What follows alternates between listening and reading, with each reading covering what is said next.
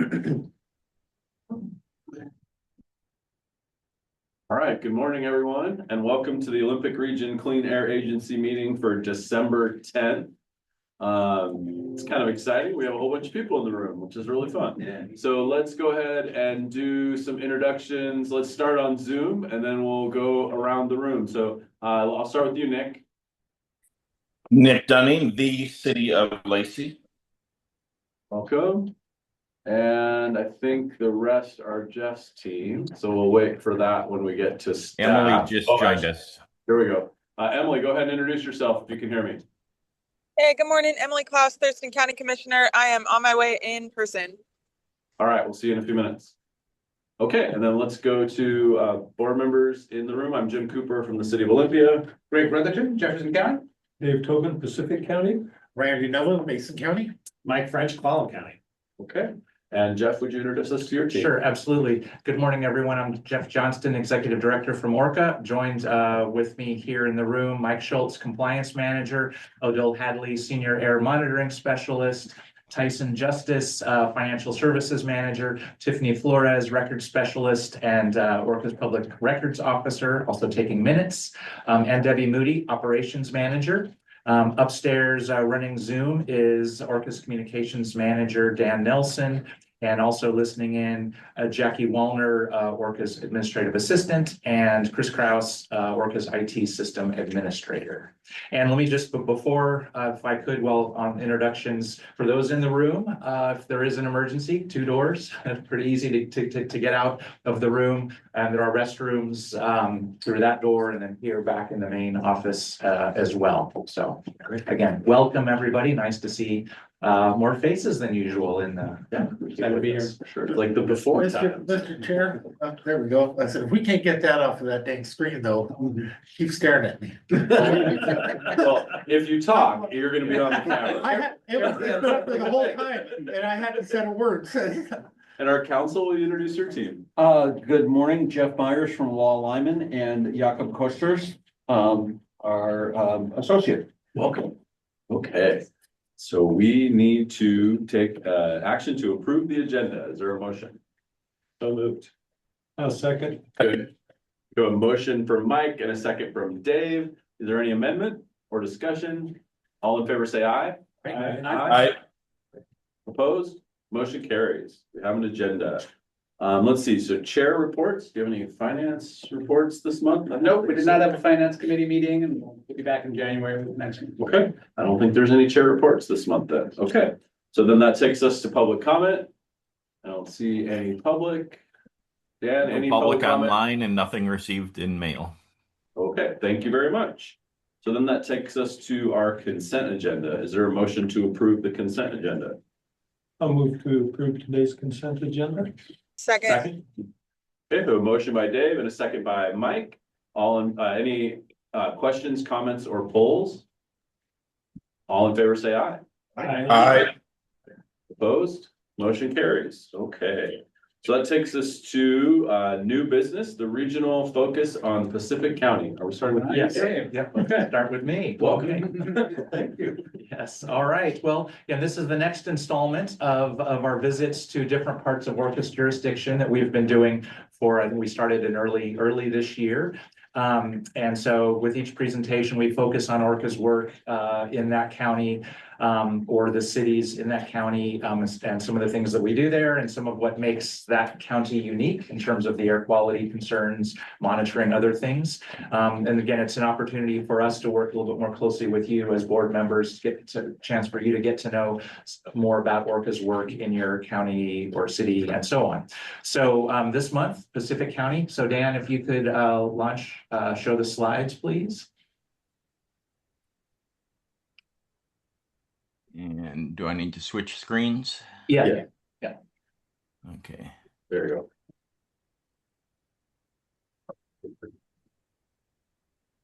go. We're seeing. Okay. All right. There we go. Yep. So next slide, please. All right. So everyone's familiar with the map of ORCAA's jurisdiction. So of course, Pacific County is our southernmost county. So next slide, please. So I'm going to transition to Dan, but actually, yeah, hit one more. Click. please. A lot of water. This was an interesting factoid that Dan had dug up. I didn't realize that Pacific County was actually created before the Washington Territory was created. So, so Dan, let me turn this over to you. I think if you want to talk a little bit about the county, and then maybe to Dave, anything you'd like to share about your county. Sure. So I will note I do have a degree in history. So this was a really good reminder of me of some of the things I explored during my college career. Pacific County was part of the Oregon Territory when that extended from the 54th parallel down to California border. It was split out when Washington Territory was formed. Pacific County went to Washington Territory, but it was still the first official county in Washington Territory, I believe. So, and then the other interesting fact that I don't know that anybody outside of Pacific County knows, but there was actually a bit of a civil war in the county where I think it was, let me look at my notes, in 1852, Oysterville was the county seat, but the residents of South Bend paddled across Willapa Bay, stole the county records, and took them back to South Bend and set themselves up as the county seat. You know, we actually have a similar story in Fallon County where that same thing happened between Dungeness and Port Angeles. So apparently it wasn't that uncommon. Feats of strength. Yeah, feats of strength. Both boxes of files. So Yeah. Pacific County is our least populated county, but it has the designation as having the longest beach in the continuous continental U.S. So it may be the longest continuous beach in all 50 states. It's a 28-mile stretch of sand up the Long Beach Peninsula. So, Dave, anything you would like to add to that? I do. And you've hit on a few things. I'm going to talk about our population. We have 4 cities in Pacific County. The largest is Raymond, followed by Long Beach and South Bend. They're pretty close in size, and then Oahu is our smallest city. Pacific County is named for the Pacific Ocean. Surprise, surprise. The county's boundaries have not changed since its creation, although with everything in Waukegan County right now, that certainly could change down the road. And it is the only Pacific County in the United States. No other Pacific counties. Let's see, he talked about the beach. Pacific County is also known for being the graveyard of the Pacific because of the treacherous waters along the Long Beach Peninsula and certainly at the mouth of the Columbia. If you want to see all the ships that have sunk along that stretch of territory, we have lots of maps in Pacific County. Seafood production, especially shellfish, and tourism are 2 of our major industries. We are working real hard to try and keep the timber industry going as well. Running into some challenges with that, but we're going to continue that fight. Lots of cranberry farming, a lot of historic maritime tales as well. Economically, in 2024, the average annual wage was $50,000. So not a huge amount. And I thought maybe I'd add a little bit to the story that we started out with about the county seat. So in the first decade of Pacific County, it was pretty mobile. It started out in Pacific City, which is southwest of what is today Oahu. It was then transferred to Chinookville, so Chinook. And 2 years later, the residents of Oysterville petitioned the county commissioners for the transfer of the county seat. There was an election that happened, and that move was sanctioned, so it moved to Oysterville. Now, about 40 years later, in 1892, our population center had shifted from kind of the west side of the county over to the east side. The Northern Pacific Railroad put in a spur line connecting South Bend and the main rail in Chehalis. And the railroad's interest in some of the industry that South Bend had created a real land boom in Pacific County. 1889, the Owaco Railroad and Steam Navigation Company completed a railroad from Owaco to Nakata. Nakata is just a little bit south of Oysterville. And so now Oysterville was kind of off the beaten track, and Pacific County residents considered moving the county again. There was an election in November of 1892. 3 cities vied for the county seat: Oysterville, Sealand, which is now part of Nakata, and South Bend. South Bend, of course, had the advantage population-wise. And after the campaign, South Bend, with 984 votes, won the county seat. However, the people of Oysterville were not really excited about relinquishing that county seat. And so the residents in South Bend nominated a committee to develop a plan to take the county government by force. Even though they won the election. Yes, yes. And so on a Sunday morning in February, 85 men from South Bend boarded their ships to sail across the Willapa Bay. On arrival, what they discovered was that the bay was too shallow for their ships to land. So they unloaded into smaller boats for landing, and they walked the rest of the way to Oysterville.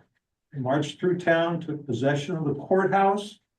The county clerk at the time opened his office, played nice, was allowing the removal of county records and so on and so forth, and most other county officials cooperated. However, there was one county auditor, Phil Barney, who thought the Oyster Villains, as they were called,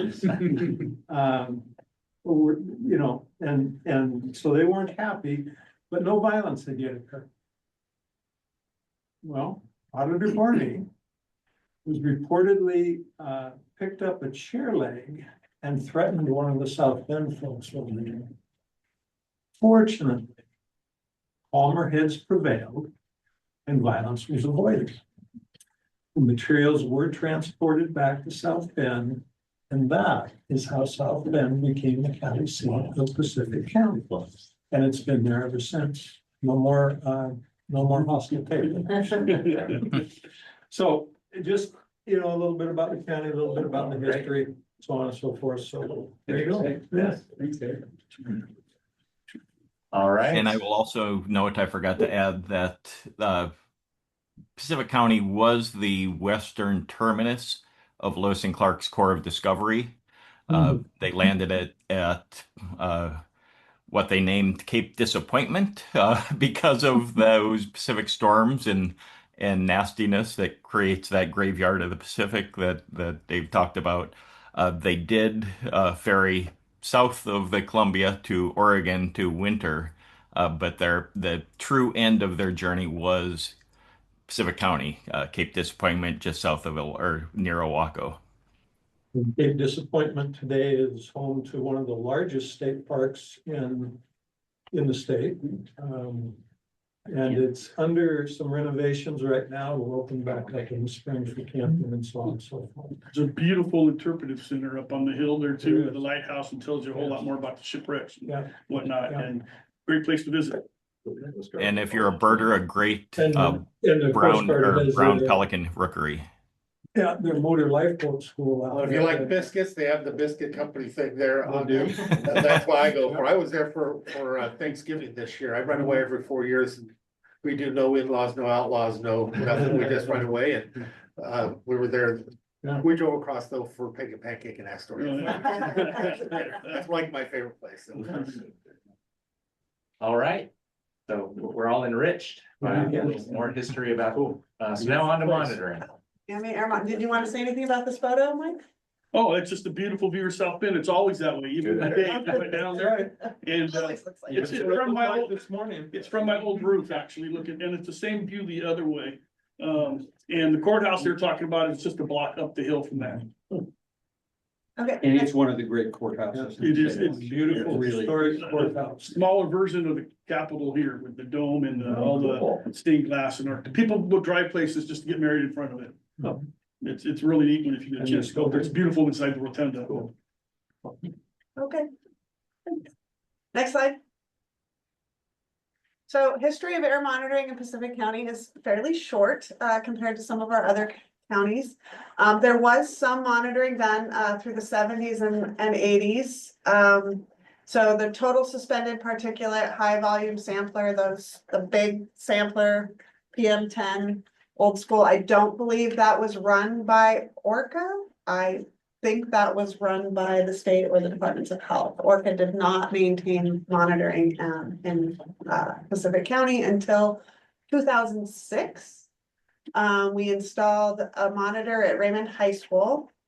It's the PM 2.5 nephelometer data that you guys are all familiar with. Mike actually helped, since he lived there, he was trained on how to run that site. That site, I would also like to say, ORCAA supported completely. That was not supported by the state of ecology at all. That was something that in 2006, Rich or Fran? Rich decided that we needed at least one monitoring site in every county, and the state said, well, Pacific County doesn't have any air quality problems and the population is really low and we just aren't going to support that. But Rich, our executive director at the time, thought that was really important. And then one other note I just want to add there is that the data logger at that site, up until quite recently, which I'll get to, was an old 8816 analog data logger, which means nothing to you. I know it dates back to like 1983 or 84, and probably, I don't have any evidence for this, but I am guessing was the last operational 8816 data logger in the country. I mean, it was old. So, and Mike can attest to It that. was very old. Very old, very analog, very old school looking. In 2015, we lost the Raymond High School site. I think they were doing construction there. And so we had to move. And so Mike found us a place at the South Bend School. And so we were there for 4 years. And then they decided to do construction. So Mike found us a place at Raymond PB Facilities. He has all the connects down there. And so now we are back in Raymond, but we're at the PUD building, which has been a great building. And then I just want to add here in 2023, the state had continued to update their data collection system, and they finally updated it to the point where our 8816 data logger just would not communicate with their system. And we kind of forced their hand, and so they agreed to purchase the license for the modern upgraded data logger that we had at all the other sites, and agreed to help us support the Raymond site. So it is now supported by Ecology, which is great. And we have it all modernized with the new data logger. And then in 2025, we added, as part of our Senswa project, which I've mentioned before, we added our third Senswa installation at the Ilwaco Hilltop Middle School. So that's been operational since then. Okay, next slide. Odell, Yes. before the internet or having these things networked, did we have to go to them all the time? Yes. Like weekly? We called that milking the data. Okay. And Mike remembers that. There was a computer that was probably this big, a portable one in the old days with the battery being as big as this, and we'd have to plug it in and download the data, and yeah, You that's how didn't you. do it regularly, you just lose You the lose the data. data. And it was a very hyper terminal type. You kind of had to parse the data yourself and figure out which was what, because it would just come as a stream. And Yeah. it was, I did that once as Jimmy's intern, and it was like, oh, I'm gonna screw something up here. Yeah, I screwed up many of those, and I had to call Jimmy and say, how do I fix this? Get this? Because yeah, it was very archaic, and you got one shot to download it right. You know, if you push the wrong button, You wait. just delete all the And I data. think the laptop's an anchor for a boat out there right now. Thank you. Anyway, so this is our tile slide, so you can kind of see the history of air monitoring in Pacific County. Mostly good, a few moderate. Don't see that clear. At a lot of our other sites, you'll see a clear improvement in air quality going back in time. And Pacific County, it's pretty much always been good, which is why ecology was like, we're not doing that. But you will notice that as we start seeing those wildfire incidents that we see at the other sites, we did see those in Pacific County as well. And so those are starting to pop up in 2017. You'll also see a lot of gray sites. Pacific County loses power a lot. Now we're at the PUD, maybe they won't Or, there. yeah, they lose power a lot. It took us a while to find the South Bend schools. So you'll see we lost a lot of data that year. And then the move back, we did that a little more planned. It was a little better. I'm not sure what happened in 2023. Again, that could be the site upgrade, moving from the data logger, and maybe that's when the 88.6, actually, that's when the 8816 stopped communicating, and we had to bargain with ecology to get the new data logger. So that is air quality history in Pacific County. Next Can I ask slide. a question on that before Yes. we move on? Just, it looks, I mean, I see the kind of the wood stove season there with the moderates, and it seems like it's going down though, as you go through time. Is that something that? And it's just more dramatic at our other sites. It's Okay. not as dramatic in Pacific County. So yeah, I think the air quality has improved, but it's just not as a dramatic as we've seen where in the other, like, which sites have we done? Jefferson we did, and Mason County, you see it kind of move from oranges and dark yellows to mostly greens and yellows at the bottom. So it's just not as dramatic. But also some of those locations are in funnels at the end of funnels, like in Belfair and stuff like that.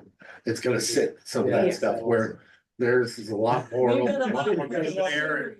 A lot of flushing with the wind blowing off the coast, blowing Yeah. through there, so. Yeah, I'm actually surprised by the fire popping like that Mhm. so often with how much wind they have.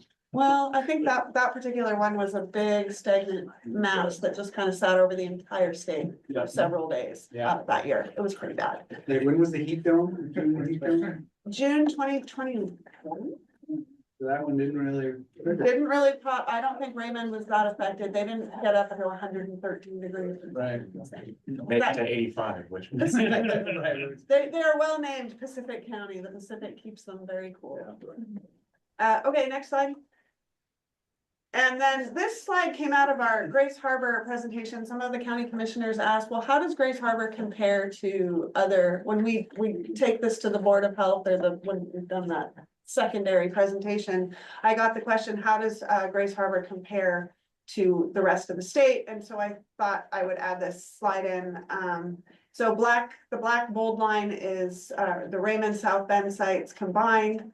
And you'll see that it's kind of there with most of our sites. And then just to compare with Seattle, Tacoma and Spokane, you'll see those are much higher.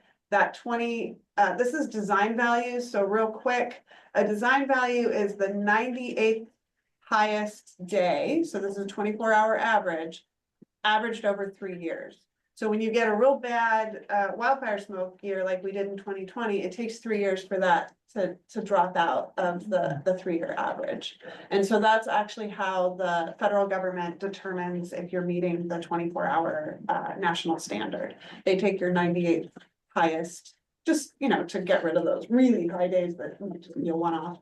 And then they average that over 3 years. So if you go above that solid gray line, then that would mean you're not meeting your national ambient air quality standard. This is including wildfire smoke. So I want to throw that out there that all of these counties or cities would have filed an exceptional event for those data, which would have brought it down so that they're probably still meeting the national ambient air quality standard. Because you can get data thrown out for an exceptional event for this purpose. So that's just wanted to show how Raymond kind of compared with the rest of our sites and then the 3 biggest cities in that state. And that's all I've got, unless there are any questions. Pretty good air quality. Yeah, they do have really good. God's country, I'm telling you. Yeah. Come visit.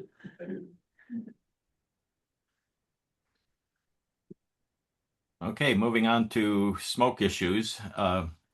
As with all of our counties, indoor burning, wood stove use is a primary concern this time of year.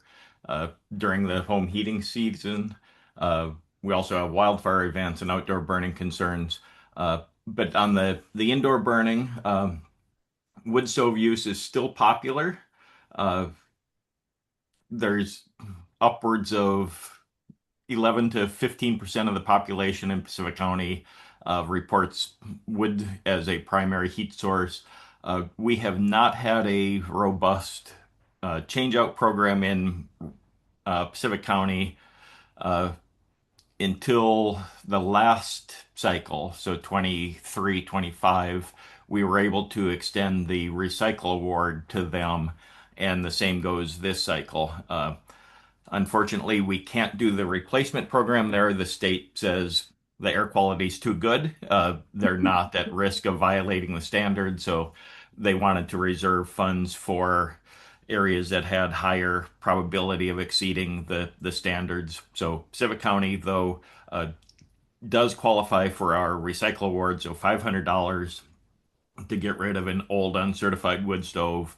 And uncertified means it does not meet the 2020 standards, the EPA standards. So pretty much any old stove out there qualifies, and folks can use that $500 for replacing with a new wood stove or other heating devices, or taking a trip or going out to dinner, whatever they want. We don't put qualifications on what that is. We just want to see that wood stove taken to a metal scrapper and recycled.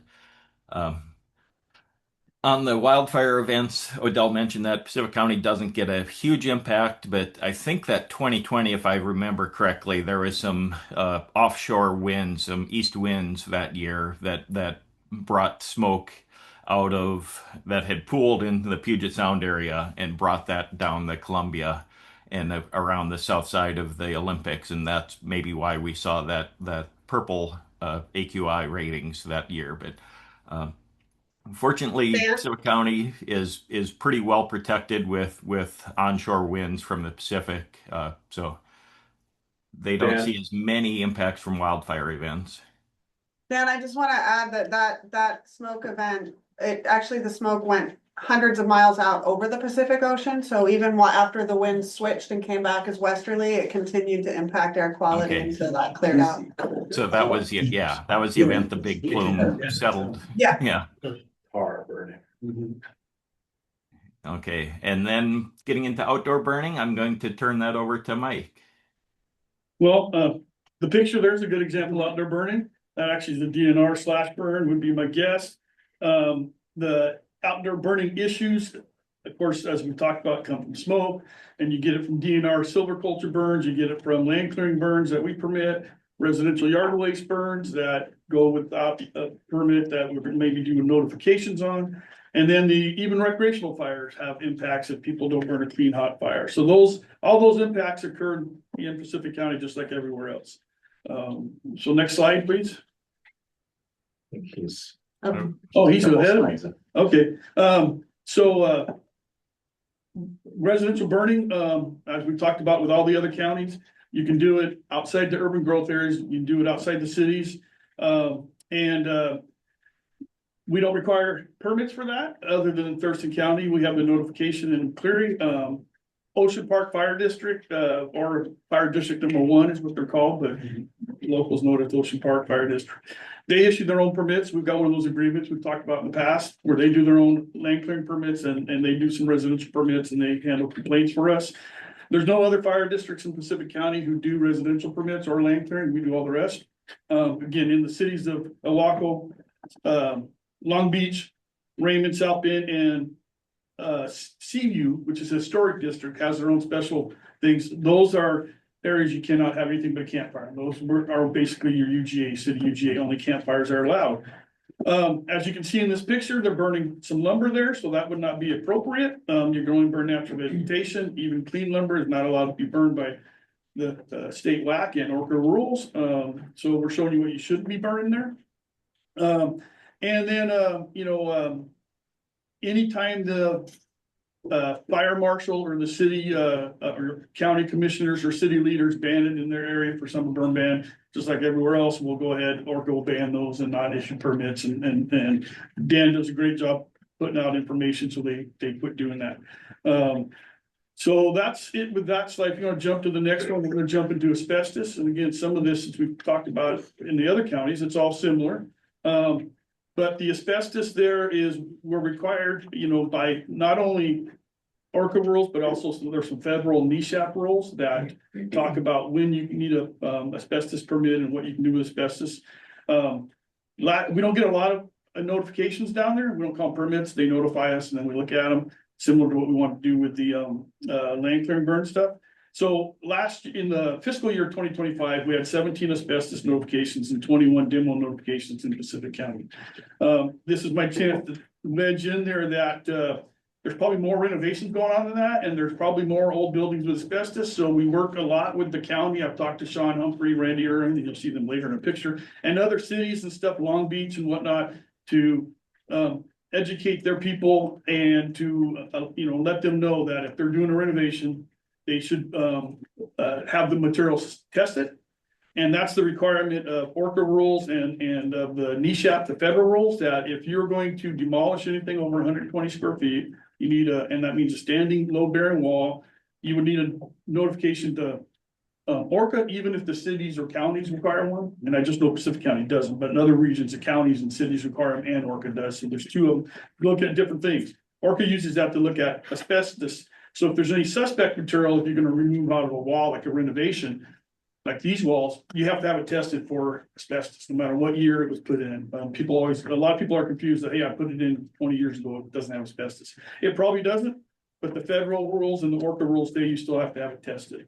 So, and then if there's any material that tests positive for asbestos and it's over 48 square feet, basically bigger than a door or a window, you need to submit a notification to ORCAA for that. So again, 21 demos, 17 asbestos. Pacific County is a big area, and get out into the nacelles and Menlos and stuff. We don't see a lot of that, but hopefully word will get out. People know we don't want people being exposed to asbestos. It's not a good thing. So that's my spiel on asbestos. Next, working with the businesses. We have 41 registered sources, which to me, I think is a lot for a little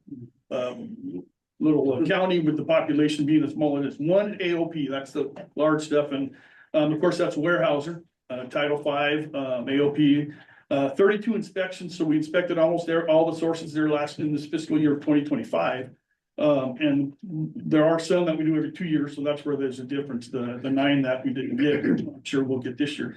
Emission inventory, we've talked about that from the other counties. Some of them have several sources we get in, because I think we get about 70 some emission inventory sources. But in Pacific County, they're all pretty small except for Weyerhaeuser. So we get emission reports from Weyerhaeuser. Some of the other things we require NSR permits, new source review permits for, would be the gas stations, paint booths, wastewater plants down in Long Beach, backup generators that are large, composters. As Dave talked about, seafood processors, because a lot of them have boilers. Most of them have boilers to cook stuff in hot water, and the boilers are large enough that they require inspections. And believe it or not, we inspect crematories, and there's 2 of them there. There's one in Raymond and then one down in Long Beach.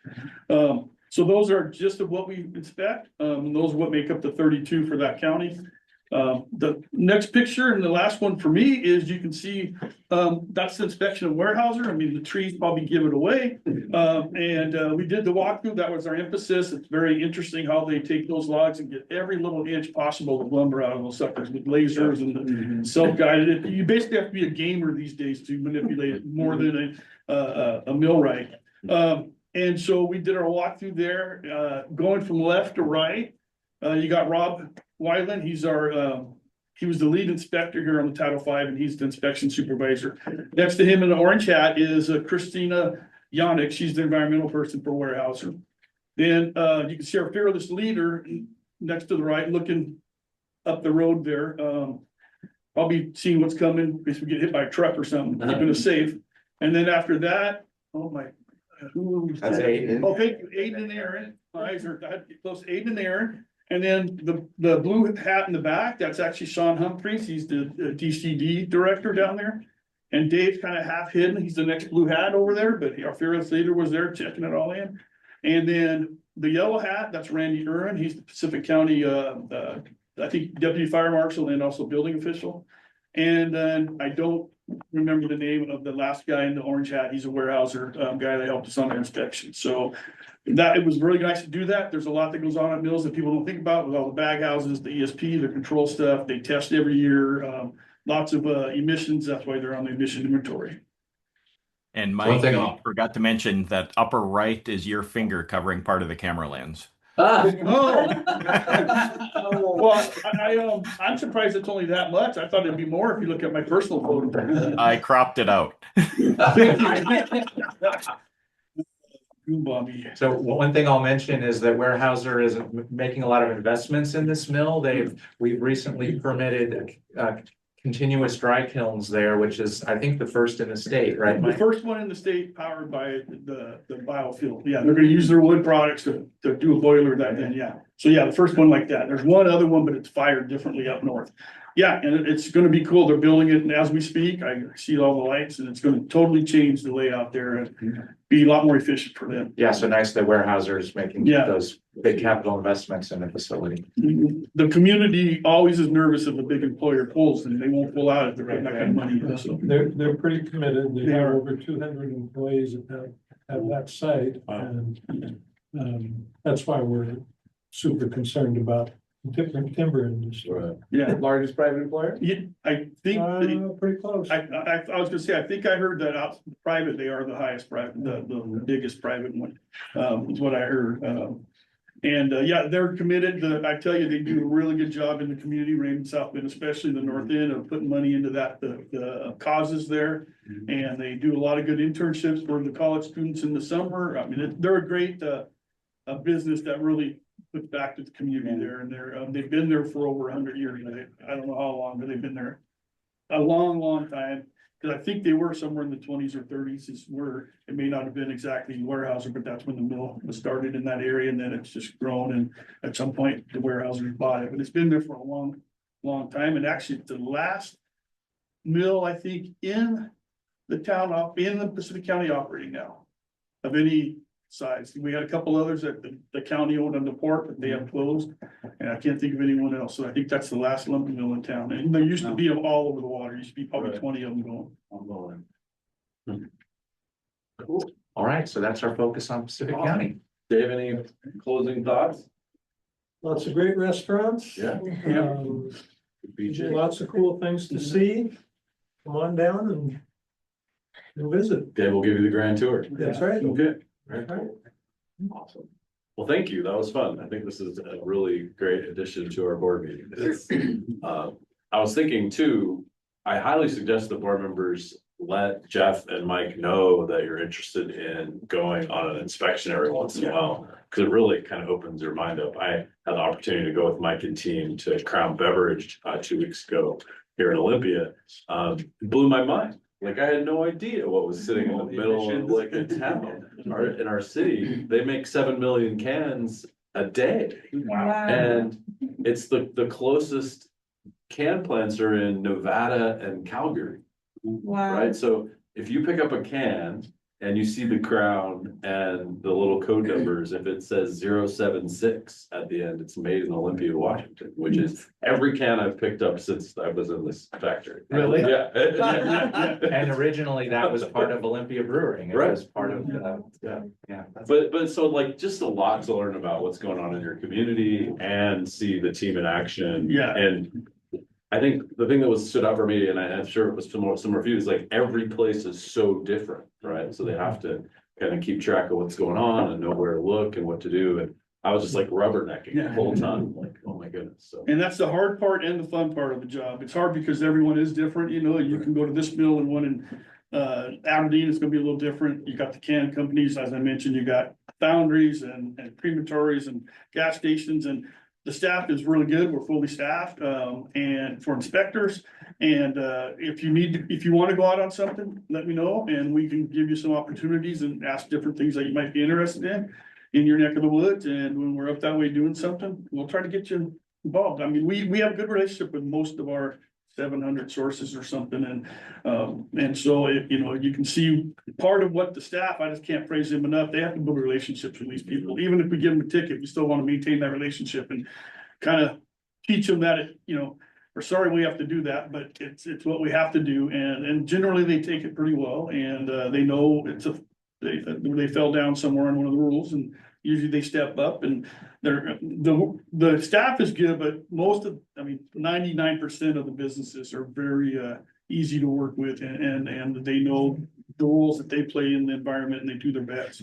And I'll add, I was able to do a mill tour at Port Angeles, a hardwood mill. And I was impressed at how sophisticated the staff understanding of the systems and the rules are.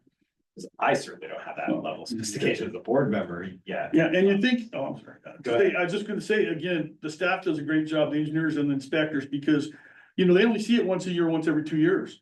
That one facility, and they're all different, even lumber mills are all different, gas stations, so they do a great job of trying to retain that and bringing up the information, and it all deals with how it was done before, how it was written up, the training, and then the relationship with the people, that they can say, okay, I'll go back and look this up and talk to you, and yeah, it's hard to be, I've been doing this 21 years, and one of the best things about the job is I'm still learning. Because everything's so different, and I think that's the plus of the job, and yeah, if we know what's going on, then we get better respect at the facility. So we try to instill that, before you go out and, learn back up what you got and you get that respect from them. And, taking it back to the board level, one of the things that I think sometimes happens in the general public is they're vaguely aware that we have these rules, these regulations. They're not always convinced that we're following them, that our industries are following them, that we're taking them seriously, that we're doing what, and so to be on site where I see this is an industry that's providing employment in my community, they're taking the role seriously. They're actually doing what they're supposed to do. And not only that, they know the why. Like he was explaining how the system worked to us with the inspector standing right there in front of him. Right. And so that gives me a lot of confidence that, the system writ large is working.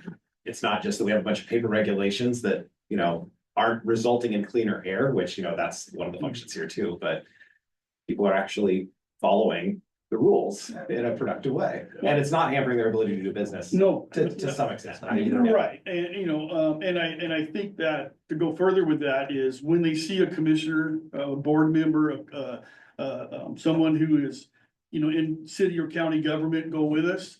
And then they know then at that point that we're just not a bunch of, running around people. We've got people we answer to, and these people help direct our policies. And so I think it helps provide even more credibility and a place that they can go if there's a problem with us, that they know that there is a board over top of us and they can go to that person. So again, that's why we're, even though we're only doing one highlight for each county, anytime you would like to learn something or industry interested, let us know and we're happy to have you tag along, and it gives us credibility too, so. Okay. Who's next? Next is Clallam County. So we've got that teed up in January, and then we need to have some conversations with Thurston County and Lacey, Olympia, and Tumwater as well about doing focus there sometime in 2026. So, but yeah, Emily, let's chat maybe later this morning about trying to get some scheduled. Definitely. Can I make one comment about the Pacific County focus? I love Pacific County. I try to go there as much as I can. At one point last year, I was going every weekend because my dog loved to run on the beach. And so I think it's very cool. You can drive on the beach. Hotel called Adrift, which is right on the water. And they have a restaurant called Pickled Fish, which is like my favorite restaurant ever. So I think it may be, not to ruffle feathers, but it might be my second favorite county. All right, and if you don't even want to go to Long Beach, go to Topin and North Grove, great beach right there. It's a little closer and it's hardly visited. The Grayland, Topin, Washaway area, hardly anybody there, and you can stop up next to the highway, then pull out and go down on the beach there, and you get ocean on one side, you get the bay on the other, the groin that goes out there, and so and if you like razor clams in January, we sometimes do a weekend at the yurts. And do the razor clam digs out there. That's kind of fun. So lots of stuff to do in that little county. Yeah. Very cool. It's a hidden gem for people who haven't gone. It's like really beautiful out there. Yes. It's shocking to know. It's like we have a vacation spot right there. It's like better than going to California. It's really cool. And less crowded than the Oregon coast. Yes. Awesome, thank you. That was a great spotlight. And I just want to re-emphasize and say again, just how much I appreciate the customer service mentality of our organization. Like, to be a regulator and lead with that keeps the relationships really strong. I mean, the Crown example, that was our biggest violator ever, maybe.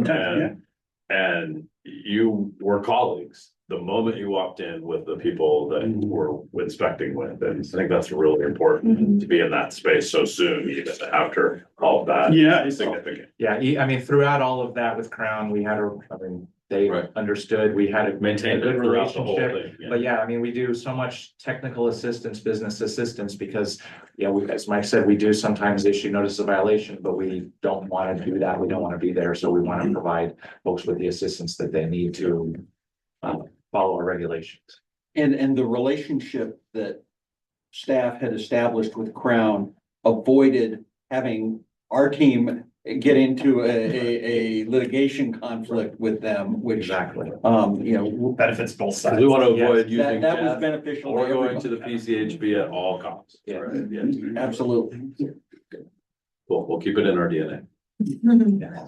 Okay, so the next thing is the executive director's report. Okay, great. Well, I've got a number of things I want to update you all on, and start off with some good news. Speaking of the PCHB, as I think probably most of you hopefully have heard or read about, on Friday, November 14th, the PCHB affirmed the NOC, Notice of Construction Permit, that ORCAA issued to the Pacific Northwest Renewable Energy facility to construct a pellet mill in Hoquiam. So the decision, it was a 98-page decision, over and over again reaffirmed the solid, well-reasoned analysis that ORCAA did on and that the permit meet all requirements. And it was a really good affirmation of the work that our team did, the solid work that we did. Again, really want to commend our team and also Jeff. We had fantastic legal representation with the board. And so again, a good, solid, I think, affirmation for the agency of the work that we've done. So Jeff, I don't know, anything that you want to add? No, I think primarily Lauren Wybrew and Jennifer DeMay were outstanding witnesses, communicated very complicated technical issues about their analysis and just distilled it in a very clear, understandable way to the board. Also want to shout out to Mark Gooden, who came back out of retirement and assisted because he had done the preliminary analysis that Jen and Lauren took over and went to the finish line with. So just an outstanding effort. Great. Take Mark out to lunch. Yes. Okay, next, so Dan, could you go to the board agenda, to the meeting agenda, please? Can you bring that up on the screen?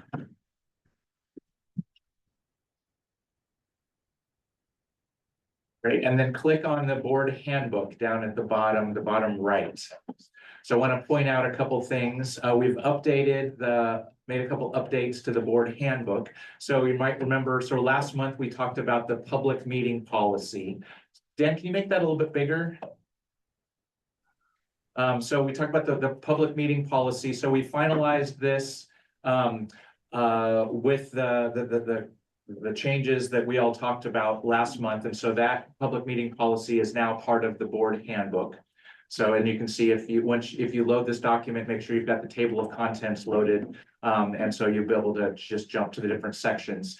The other thing I wanted to mention is that we also added the agency's electronic signature policy to this document. And so follows the public meeting policy. This is something that we finalized in September of last year. It was part of updating the bylaws because the bylaws in a couple of places refer to electronic signatures. So we created an electronic signature policy.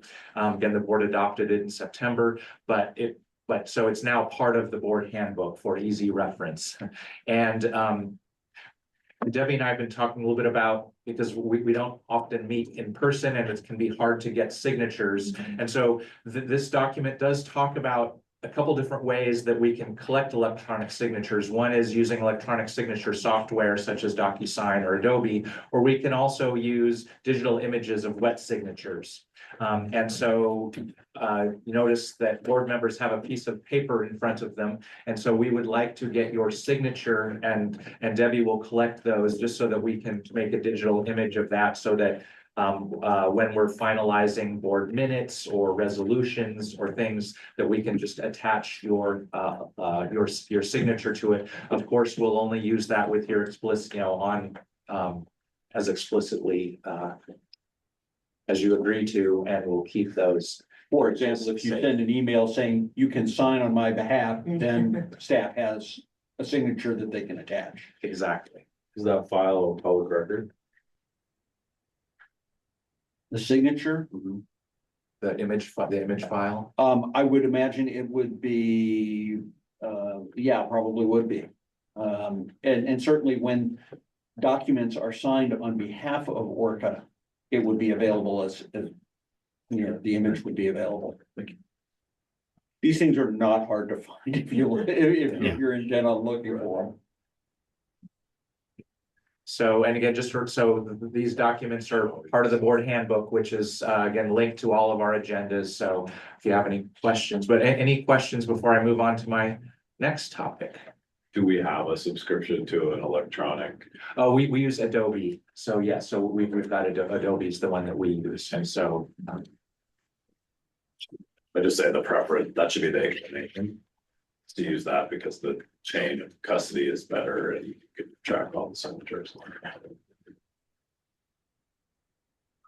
Okay, then, Dan, I think you can, stop sharing. So thank you. So next updates I want to provide about our state and federal grants. I've been talking about that. Unfortunately, I don't have any real news to share here. I did let you know last month that due to the projected revenue shortfall in the MODCA operating funds account, Ecology is reducing the state funded core grants to all locals by 65% in the current fiscal year and next fiscal year. So current biennium. I mean the 7 Washington locals have sent a letter to Director Sixkiller letting him know that these levels of cuts will lead to impacts to the services that we are providing to Washington residents across the state. We are meeting, the locals have a meeting in Seattle on January 7th. We've invited Director Sixkiller to join us, to meet with us, talk about these cuts, what they mean, and how we can work together to try to either restore some of the funding this biennium, or at least next biennium, how we can get back to a situation of stable funding. We've also put together and sent a letter to the legislature and certain members of the House Appropriations Committee and others about this funding cut, and asking them to work with us to restore funding or to look for stable sources of funding, that again, reminding them or letting them know about the important work that locals do across our state. So I can share, after this meeting, I can share the copy of the legislative letter that we put together, as well as the email to Director Sixkiller, just so that you've got that kind of the message that we're sharing. And then regarding our federal core grants, again, as a reminder, there's a federal part and there's a state part. We still have no federal money this fiscal year, and we have no information about it. This is money, federal money, but it comes through Ecology, and we don't know where it's hung up. I hear that it's hung up at EPA, but I don't know exactly where. I do know that Washington is the only one of the 4 Region 10 EPA states that don't have our funding. I will be up in Seattle on January 5th and 6th, meeting with EPA and the air directors from all the other air agencies in Washington, Oregon, Idaho, and Alaska.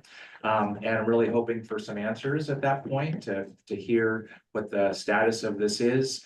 But just a reminder that the combination of the federal core grant and the state core grant represents a bit less than 10% of our budgeted revenue. So again, it's not, it's not a large percentage, but it is something that we're looking at very carefully. These funds are used to pay for unfunded and underfunded work, and also used to pay for programs that aren't fully covered by fee revenue, and for things that aren't eligible to be covered by fees. We are looking closely at our fees. Again, you probably remember last fiscal year, we talked about and then included in this current fiscal year where we increased the fee for land clearing burn permits based upon the analysis that we did that showed that we weren't covering our costs in those fees. So we'll be coming back to you, and I'll talk more about this in a few minutes in the coming months too, with proposals for looking closely at our fees to ensure that they are covering our costs of operating the programs. Jeff, do you anticipate a budget amendment or not? Not for this. Tyson will mention possibility of a budget amendment around a different issue, but not at this, not at this point, not seeing it. But we'll talk more about this. Tyson and I will brief the finance committee more on this in January, and we'll talk more about kind of what we're doing to manage the lack of core funds. Okay. Any other questions about that? No, not seeing any. Okay, just an FYI, you might have seen it in the news, but on November 24th, the EPA asked the court to vacate the agency's 2024 action to lower the national ambient air quality standard for PM 2.5, the annual standard. In 2024, EPA lowered the standard to 9 micrograms from 12.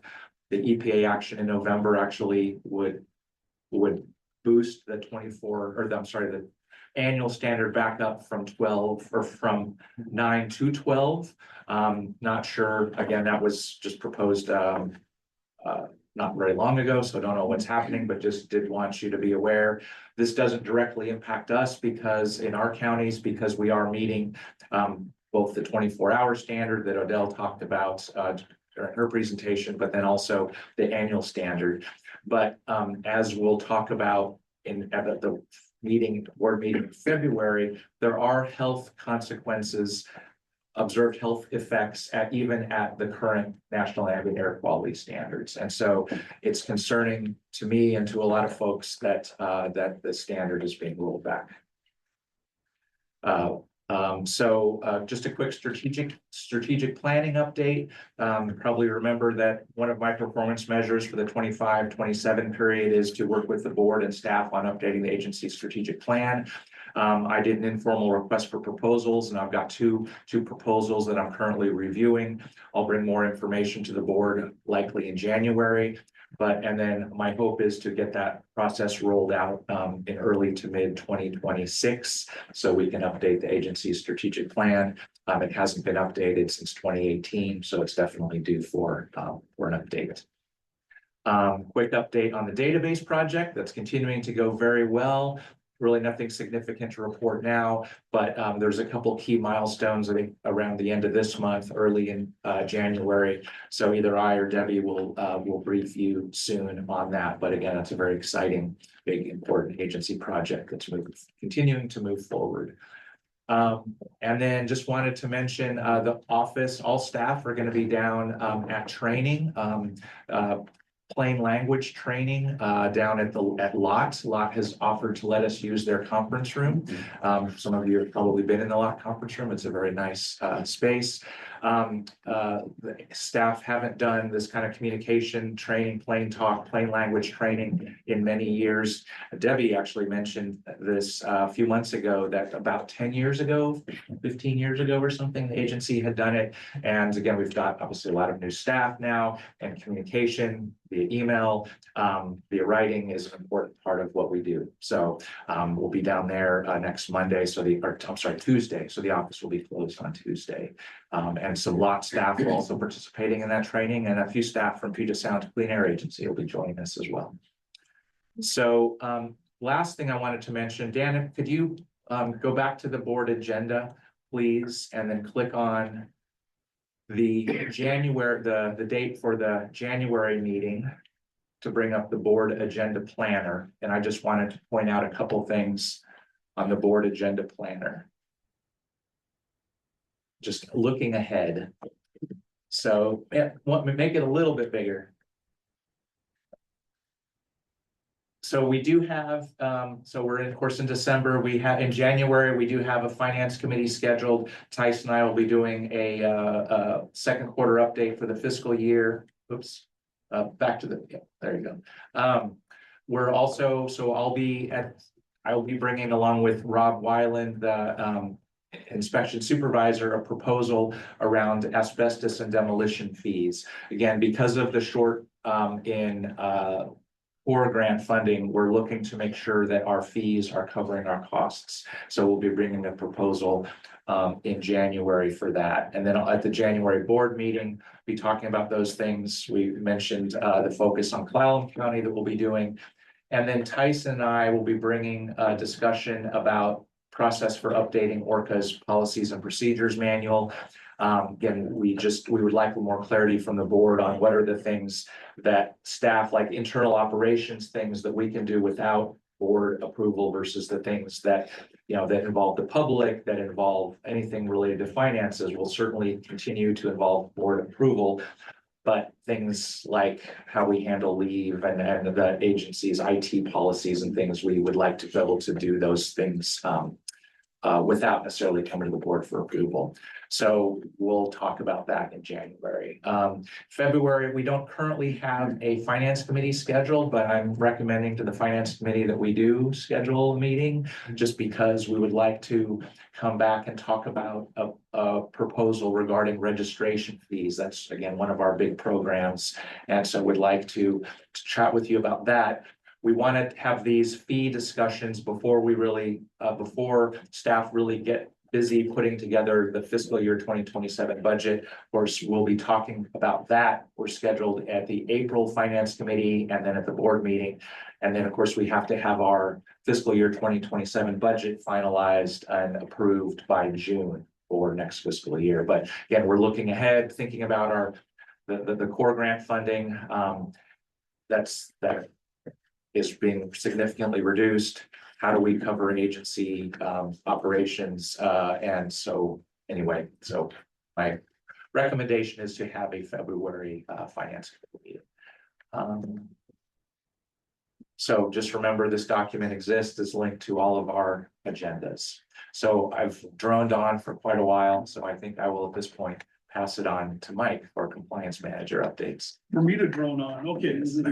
Well, start with the inspectors, like I usually do, and then the engineers and the team together. Inspectors, they've completed over 30 inspectors in the month of November. That's pretty good. And you all have the packet that was attached to this. It'll have the inspections that were done, the complaints, the asbestos notifications and all that. Rose, she was the last inspector hired to completely fulfill our staff numbers.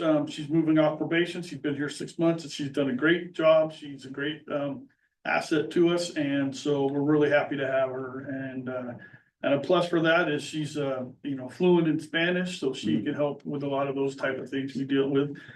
We've created some Spanish versions of our how-to videos online. So for how to complete an outdoor burn permit application, how to complete asbestos stuff. So Hire her out to their area. Yeah, she does great. And she's very eager and very polite with the people. That customer service, very good at that. The engineers, they finished the calendar year 25 Title V inspections. Those are those big plants like the Weyerhaeuser and the Crown. Those things, finished those for this year. We'll start the next ones up in about March of 26.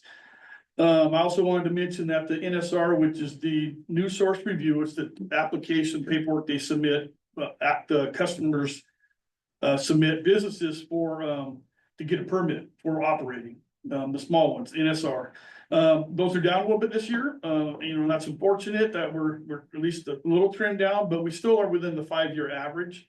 But if the trend continues, we're just going the wrong way on that. And maybe, not maybe, I think it's part of the economy and, not new businesses aren't starting up right now. And that's usually when we would catch those. The flip side of that is we find businesses who have installed stuff without going through us, and then they have to do an after the fact permit. Those are averaging a little over half of what the new ones are. So we're trying to work with some outreach and trying to get information out to the existing facilities that say, hey, if you're going to add some more equipment, you need to get go through an SRR and get a permit from us. So those ones are trending up. The other ones are trending down. So we're working hard on getting the communication out there so that people can get the permits before they start construction. That was been the cause of a few violations that, were unfortunate. That's engineers, the compliance team. ORCAA recently got back a performance audit report that the state did, that ecology did, and it's a performance audit for the AOP program. That's the Title V big one. It's done through ecology. ORCAA was part of that. Jennifer DeMay did an excellent job as a lead for ORCAA, and they look at all the locals in the area and see how they're doing with their AOP program. It came back, the reviews were good. They do this review about every 3 years. This review was conducted in 2024 and it covered the years 2020 to 2023. It's mandated in the WAC that they have to do it. So the last time Mark led it, this time Jim was leading it. And they're making sure that we're adhering to the state and federal guidelines. The general report was everybody was doing pretty good. Couple conclusions were that the agencies improved the amount of backlog of those AOP permits. They take a lot to work. Some are 80, 90 pages to write. So they take a lot of work writing them. But all the agencies are getting more efficient with that. They're also getting clearer was the audit. They said those long permits, 80 some pages, are getting more, have clear language in there, and it's getting easier to read. And so that's a plus. And they also saying that, and this is real important, I feel, that based on these findings, that they do not have to go further and do any intensive program audits of any one of the locals, because that's what we don't. You know, we think we're doing a good job.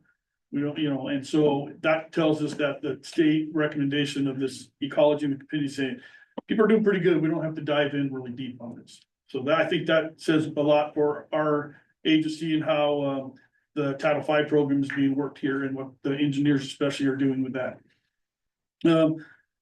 The last thing I'll say with my droning on is an example. I wish Georgia was here to hear this, but in Grace Harbor County, City of Hoquiam, they opened up a zoning ordinance and basically Title 10 of their land development. There was a proposal for taking the cannabis setback they have in the rules and going from 1,000 feet that it is down to 500 feet. There's a business that wants to build down on the old Grace Harbor paper site down by Ocean Protein and down by the port. So the city opened up that zoning plan with other plans, all zoning. And so their consultant that's doing it for them reached out to us. So I called Brian Shea, city administrator, talked to him a little about what they're doing, and yeah, that the gist of that. And so I, mentioned that we have some concern, and Jeff said, yeah, follow up with that. So we added some comments to that, basically saying we've got a lot of history with the odor problem. 500 feet, lowering the setback is going to hurt the residences around there. In this case, there's even some daycares and stuff around there. And so we don't recommend it. We would like it to stay at 1,000 at a minimum feet. So it's just a really good thing that the city, I want to give kudos to Brian and the city for reaching out to us, listening to me, my concerns, helping us get it, a comment submitted. And, we'll have to see where it goes, but it's one of those good ideas that if you're having something like that lands, zoning, we don't think ORCAA, has anything to do about it. Well, we could have some valuable say in it. And I know we all went through the issue when marijuana got legal. I think by every county we had complaints with odors and stuff, and now they've really narrowed down to only a few. But that's because I think the cities and the counties learned like we did, and they created some situations that made it better for the residences and other businesses. So Brian, again, kudos to Hoquiam. We are strongly recommending that they don't reduce it from 1,000 to 500. That perhaps there's a better location for this cannabis growing operation. And hopefully we'll follow, but I just wanted to reach out I want you guys to know that they reached out to us, they worked with us on that, and hopefully it will follow through and it won't get reduced. Does our regulatory overlay give us any authority in the setback space for a nuisance causing facility? Could we regulate that on our own or not? We don't have any citing. We cannot cite anything. All we can do is give give our comments. And then basically the cities and whatever and the business go where they want. Then when they become a air quality issue, we can put constraints on that. Like they need to do A, B, C, and D. But sometimes you can do A, B, C, and D and still have issues, and it's not going to be enough. And so, yeah, that's why, we've mentioned the setback and we can do some the NSR, new source review, we can do an ordinance, we can change our rules that, provide some, building constraints. If you're gonna build within 500 feet, you're gonna have to do more building. You know, more hard buildings instead of the hoop houses. We could, that's not in our rules, but we can do stuff like that, but we cannot dictate where they go. And that's been an issue with the older sources especially, not only marijuana, but fish plants and things. Like one to pay attention to. Yes. It's one of those things where, you know, good fences create good neighbors, sometimes good setbacks create good Yes, neighbors, yes. these kind of situations. And I think that your comment might be doing the Grace Harbor County Commissioners a big favor down the road, if they start getting complaint after complaint after complaint. Yeah, and the sad part with this is, it is in an area that we've had issues with a fish plant years ago.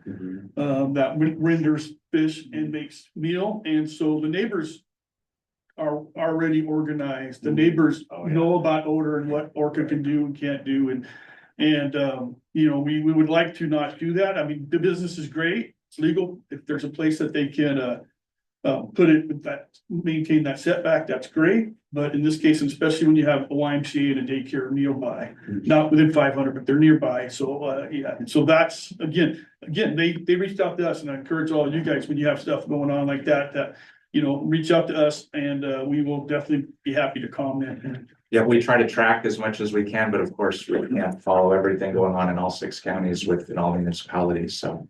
Mason County, we were one of the first to deal with that, actually, in order to protect ourselves. We actually had a moratorium, which meant different than what everybody thought. What it meant is we don't get involved at all. And so what happened is the little town of Belfair ended up with 9 different companies opened up the little town of Belfair, and they were threatening each other with guns and stuff like that right next to Montessori's.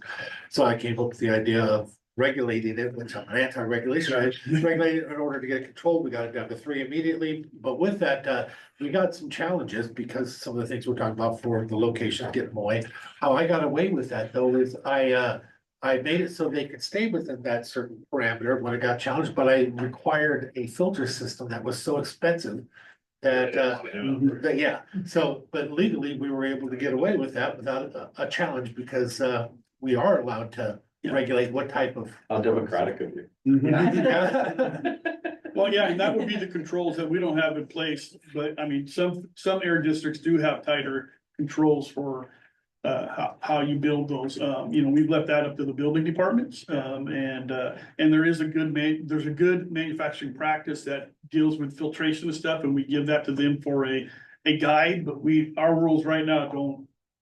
We can't enforce on that. No, but you can't pass over as a recommendation if they start to get challenged, because you're also right for what you're asking for anyway. So sometimes you could be right and still lose. Well, right, and if it becomes a problem, you know, we'll be coming up to Jeff, but back to the board and saying we want to change our rules, and we can make some like some other areas have done. But since the initial couple of years, it's really died off, and I think the industry is doing a good job trying to reduce those complaints, and so if they go in with the right attitude and build correctly, it can definitely reduce it. But there are odors that some people are not going to like, and so if you can, the best solution to pollution is dilution in this case. Are you finished? I'm done. I think I'm done droning. My turn. Dan, could you put up the air monitoring slide? Please. To have somebody do it. I will get it. Where did it go? Oh, thank you. I can't stand it. I can't stand it. Anybody else in the Just room? likes that spot. And I I know. noticed that at other So meetings. put me somewhere else next time. I come down where Friends with Mr. Howell. Right. You were thinking too hard. Okay, this will be pretty quick. We didn't have a lot going, well, a little bit going on last month, but not that much. Next slide. So this is our most recent air monitoring slide. I've made a few changes to it. As we add the sensoirs in, I've decided to group the sites by county, so you can see the counties on the right-hand side, and you'll start to see those sensoirs pop up. I also want to point out that the Bahocas at the top there in Clallam is the new Chica site. So that's our new NCOR site, and we did get that back installed and operational. So it is nearly fully operational. Some added challenges there where we have a new data logging system. It's now operational at Lacey and Bahocas. As we move forward, we'll start to switch our other sites over to it, but those are the two most complicated sites. So if we have those working, the other ones are not going to be a problem. You'll notice a few moderate days in Port Angeles. That's not unusual. Just the topography of where Port Angeles sits and the amount of wood stoves you guys have up there. I will show you later in the year, but oftentimes we get, because of where it is and with respect to the mountains, you get this little pocket of stagnation that literally sits right on top of Port Angeles.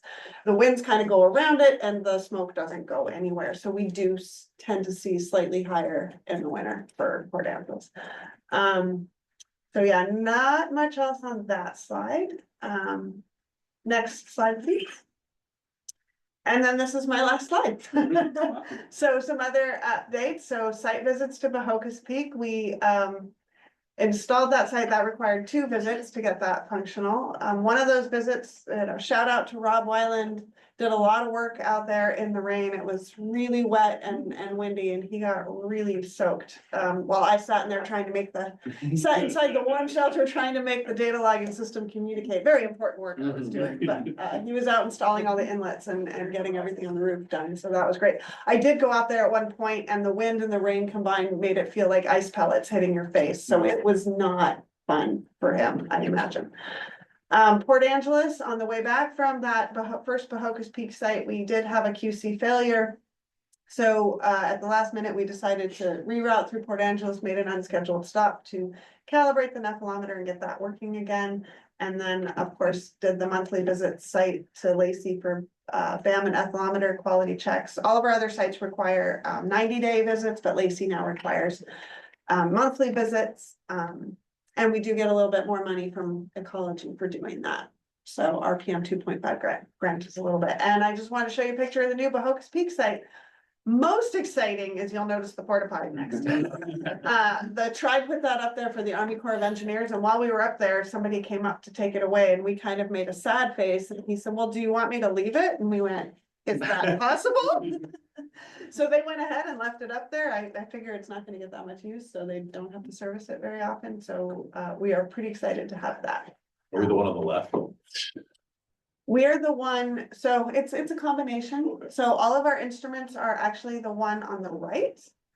And then the inlet lines go out and across, and then they're attached to the railing to the one on the left. So the improved site sensors are inside the left-hand side, and you can't really see, but the inlets are along the left-hand side of that. And then all of our inlets are attached to the right-hand side of that same thing. So we are a unit. We move together. We live or die together. And the NCOR requirement actually from EPA is that it be co-located with either an improve or a chemical speciation network site. So if improve went away, then the N4 site wouldn't be real. I mean, it couldn't exist without it. So it needs it to be next to us. So that's all I've got, unless you have any questions. I'll add just to monitoring, since of course we had to cancel or postpone the trip today because of the wet weather. We will get that rescheduled at some point this spring for a board visit over there, because it is really exciting to see. And again, we do want to dedicate the James P. Werner air monitoring station, have the board involved in that. And Jim, we will certainly invite you to so you can attend as well. So hopefully sometime, so I think sometime this spring. Okay, Dan. Excuse me. So you have my communications report. Again, I encourage you to use that news you can use at the top of the report. The more we amplify our social media messages across multiple channels from public agencies, the better we are. I will note Jefferson County Public Health has done a great job of sharing that. Thurston County Health has shared a lot of our posts as well. So we are seeing some amplification of that. the assets I list, or the links, were developed through our Echo Northwest partnership contract. So again, that's the resource sharing service I have with all of my colleagues, the Northwest Air Quality Communicators Group. We have a contract with Rhizome, which is the brand that did our website redevelopment as well. But they do really good work, and we're going to continue working with them moving forward, do some social media training and some other combined campaigns moving into the next fiscal year, or into the spring and then into the future as well.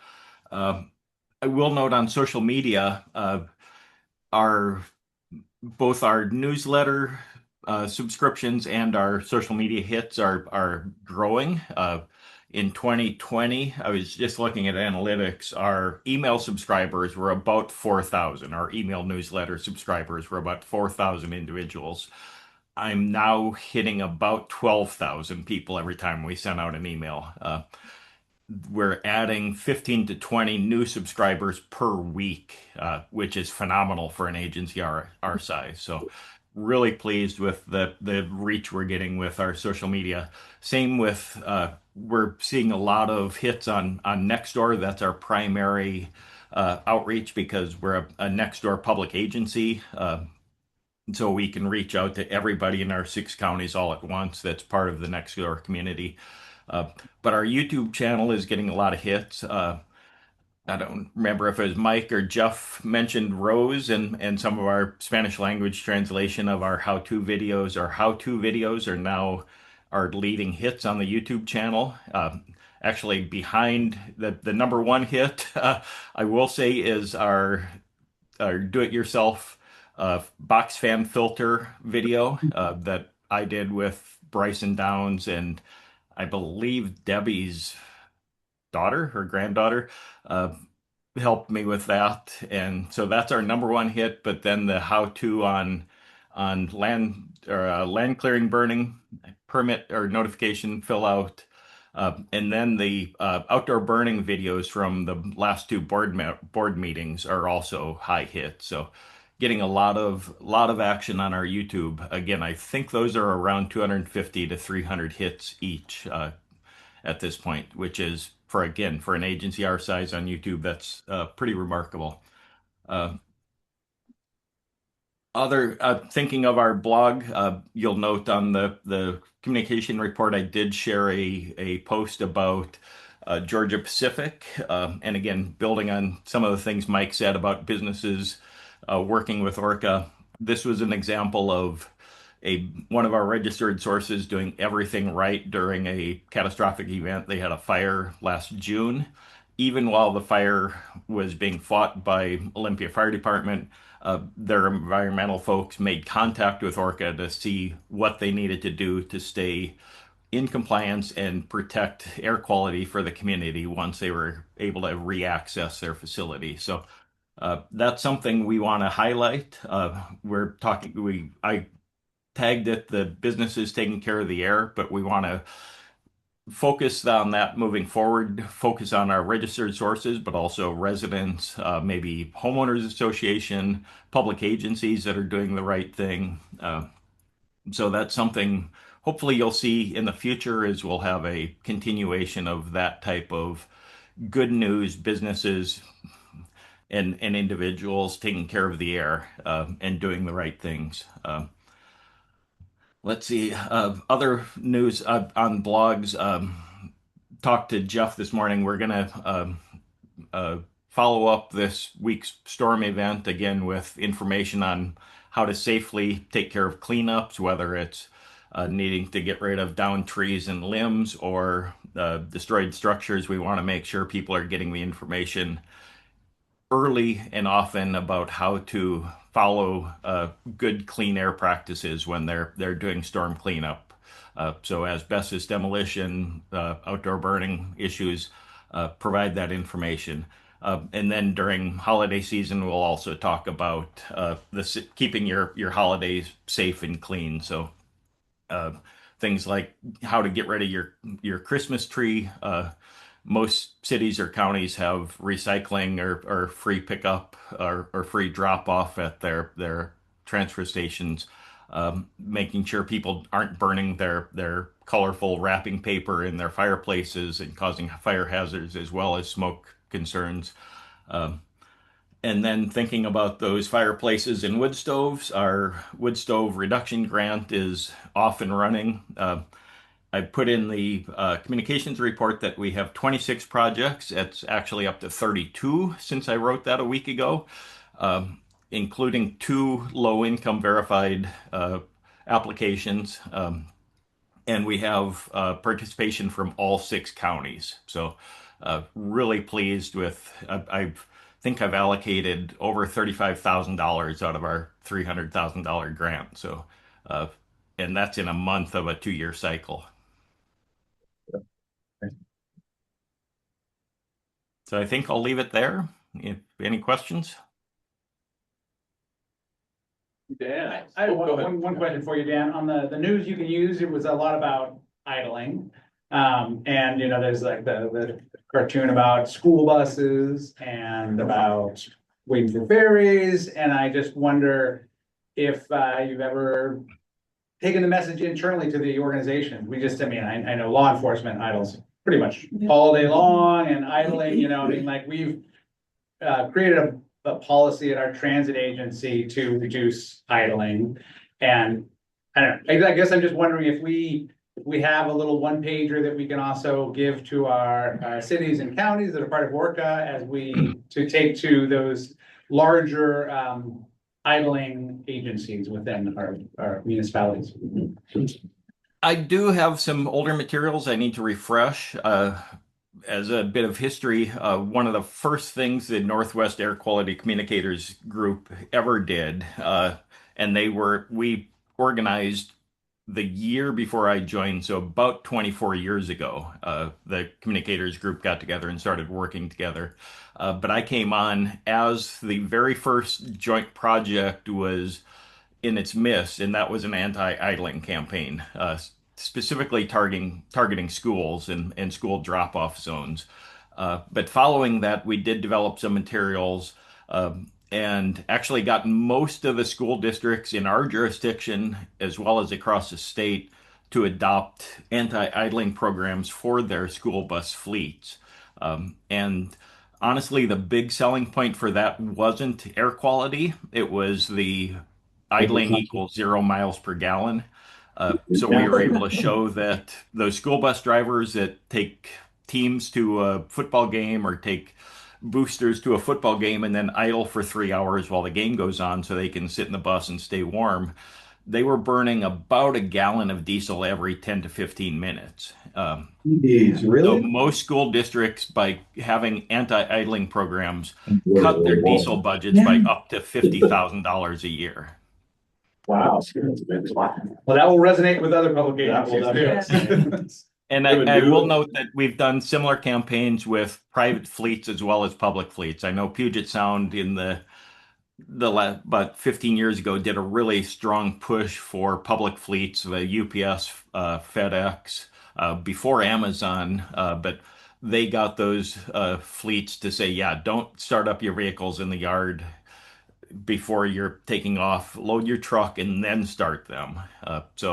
And again, those guys saw the economic benefits. And same with public fleets. We're seeing hopefully the same thing, but it sounds like we may need a refresher for some of these folks, because I know some of our school districts, and actually my sister-in-law is a school bus driver over in Garfield County, and she got, based on what I taught her, she got her school district to start an anti-idling program because their practice was first bus driver in the morning would go out and start every bus in the yard and let it idle until 7 o'clock when they all left. So sometimes that was 2 hours without anybody else being in the fleet yard.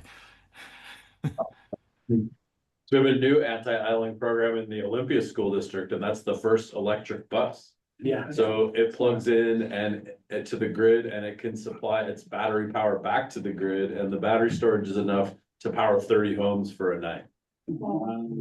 Yeah, we So, saw and the that whole story, fleet and will we be- want to we want to amplify that through our channels too. So I'll be talking to Olympia School District about that program and seeing if we can't share that with our other school districts. Dan, you mentioned a couple of counties that you dealt with public health communications people. Collin County, we filled our communications person probably a year ago. So do you know them? Are you connected with them at all? I haven't had a lot of contact with them, so yeah, if you have, I I'll make know sure. I've done some with the emergency management folks, but Okay, I'll reach out to Collin County Health and Human Services and make sure that we connect with you with that person. thank you. I can't remember her name off the top of my head. Great. Perfect. Yeah, if you can get me contact and make introductions, that would be much appreciated. Thank you. All right, Tyson. Okay, gonna wrap it up here. So as far as daily operations, pretty much business as usual for us. We are close to ending the year of 2025, so that means for me, doing year-end tax reporting. Thankfully, our payroll processor ADP and our benefits trust organization AWC, they'll be completing our W-2s and I believe our 1095s if you have any of those. As Jeff mentioned, during our next board meeting, we'll be asking for a motion to allow ORCAA's executive director the authority to administratively change internal policies. So internal policies meaning policies governing the internal operations of the agency. So any policies affecting the public or budget appropriations, we plan on keeping under the control of board approval. Allowing ORCAA the authority to change the internal operating policies will allow us to make those changes in a timely fashion and allow better adherence to best practices and external regulations. Just as a reminder for any board members that have traveled, please submit any sort of mileage reimbursement to me. I prefer Google, so just type in where you're coming from in our office and I'll submit some mileage reimbursement back to you. For buildings, for maintenance, building maintenance, we're close to selecting a vendor on replacing the 2-ton and 4-ton heat pump. Both are over 35 years old. We've been experiencing some diminished performance as of late, and so we believe it's time to replace those. We've received quotes. The approximate cost is a little over $30,000. And so we'll most likely be requiring a budget amendment for the purchase of those 2 heat pumps. During that budget amendment, we'll be shifting a portion of the combined office building funds into the general fund. And we'll be bringing that amendment to the January Finance Committee for consideration. And so that's pretty much it for me. Go ahead. I heard something that just rattled my shoes a little bit here. Am I hearing that you're bringing forward the idea that we have the director start making the policy even though it's internal? Is that what I heard? Because, regardless of if you have a director make policy, we are all the ones that are responsible for whatever policy is made. Mason County will not be supporting anything like that. And we never have in any organization we've been in. Every time that it has happened, it's come back to be a lawsuit later. I am definitely want to make that really clear. That one perked my ears up pretty heavy. That is a huge change in how we would normally do things.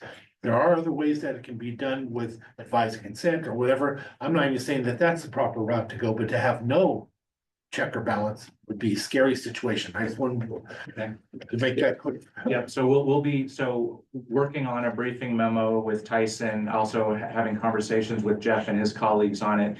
And it's along the lines of what we've done. We've pulled out the agency's IT manual, and so that is no longer part of the policies and procedures manual. We've got a separate IT handbook.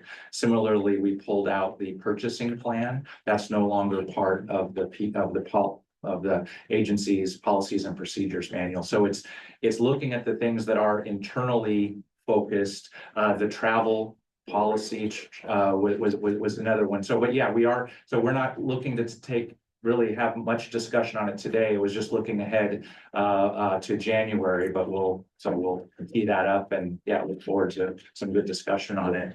in January. Great. Thanks for bringing that up. Okay, any other questions for Tyson? What's a 1095? It was started during when the ACA was enacted. And so I believe for larger corporations, you're required to provide a 1095 to the employees. Just saying that they have health insurance. For smaller corporations or smaller companies, I think you're excused from that. What is a real bugaboo is the IRS has implemented a required e-filing for anything below 10 informational reports. And the e-filing system through the IRS portal is a pain in the butt. I had to deal with that at TRPC, and I had a difficulty figuring that out. So having AWC submit those electronically on our behalf would be really awesome. So, yeah. Cool. Thank you. Okay. Well, that takes us to our last agenda item. Yeah. So, it's been a kind of an interesting week. I woke up on Monday with a weird feeling, and on Tuesday, one of our staff at the city told me that it was grief. And I've been like holding that in my head because it's kind of sad until they stop doing something they've done for so long. Hopefully I'll get my cry out today and I won't do it on Tuesday on TV. Compelling TV, actually. Crying. Yeah. Actually last night we passed our comprehensive plan and for the city of Olympia, and our staff who led the process, it's her second comprehensive plan and she's retiring early next year, and she was bawling, and she kept apologizing for being unprofessional, and everyone pretty much gave her accolades because we don't want people to think bureaucrats are robots. We want you to be human when you're making the presentation. I think that's a good point to make right now. Anyway, so the purpose of the next gen items are because this is my last board meeting, and while I've had the opportunity to facilitate my reelection a few times, I've not had the opportunity to ever facilitate my demise. So Passing the torch. Right, that's the torch. Of the gap. So, but I am really excited to do that because this organization has just meant so much to me over the last 15 years. I tell everyone this is really the only, outside of, it's for city government, it's really the only regulatory thing that you do other than some land use dabbling around the edges where the state lets you. When you're on the board of health and other things, you have more regulatory authority. It's been a cool growth opportunity for me, working with Fran and all of the longtime leaders, and then bringing Jeff on to have a new executive director and seeing him grow into that position. I was thinking as we were talking today about some of the fun things, the neat things that you learn along the way, like don't ever forget that asbestos and demolition is an economic indicator, right? And so when you see it going up, the economy is getting better, and you see it go down before the economy crashes. So pay attention to that. One of the other things that was really fascinating was the power of neighbors. So we haven't had very much public input in my time, but boy, when the neighbors are organized, we hear, right? And we go to them with things in their town, and was a cool experience to really see the power of organization and community. And you talked about this a little bit earlier, like the sophisticatedness of people who get into air and really learn the science and have the authority behind all of it. So I think what was the old name of the McKinley plant in Nippon, yeah. So that was the big public hearing they had around the Nippon permitting, and that drove us to do a saturation study to make sure that we had our monitors in the right place in every county all around the state, and that hadn't been done since the beginning of the organization, or maybe ever really. No, the late 90s. That's right. It had been quite a while. Thank you for that correction. And so that was exciting. And then now to be in a place where we have our own public system and we have the purple air system sort of overlaying and filling in the gaps. And accurately because of the work of Odell and her colleagues to make sure that the purple air monitor had a calibration that made it match the air quality standards. It's really cool. High tech and sophisticated and not having to milk data anymore. Yeah. That's a new term for me, so I'll keep that. A little too visual. For sure. But really, I just want to say thank you to the whole team, the staff and the board. I was looking, I think upwards of 30 plus board members I've worked with since 2012. How long you been the chair? For 10 years. 10 years. Yeah, you became the chair in 2016, so joined the board in 2012. Then briefly as vice chair for a year in 2015, and then became chair in 2016. That's about when I came in, pretty close. Around. Yeah.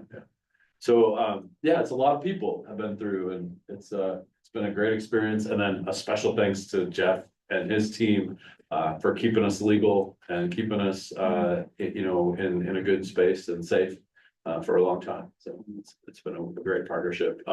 The chair and the attorney work together a lot, like on contract and reviews and stuff with the executive director as well. So that's been a great experience. So, with that, I think I'm gonna run an election and then if anyone else wants to say anything, we can do it right after that. Sound good? Okay, or I'll just gavel out and leave.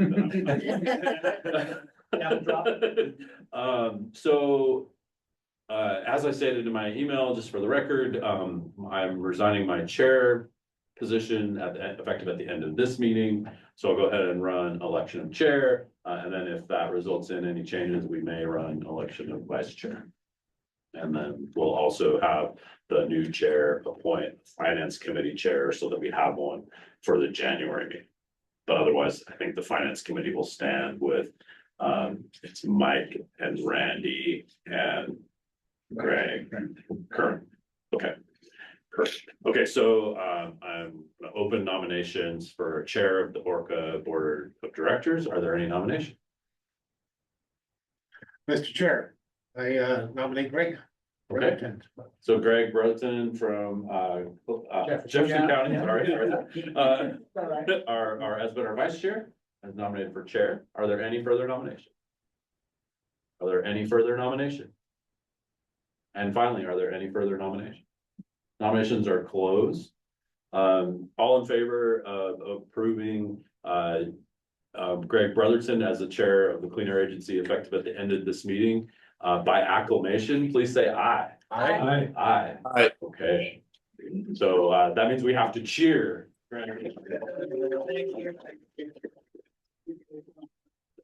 So thank you for being willing to serve. It's my pleasure.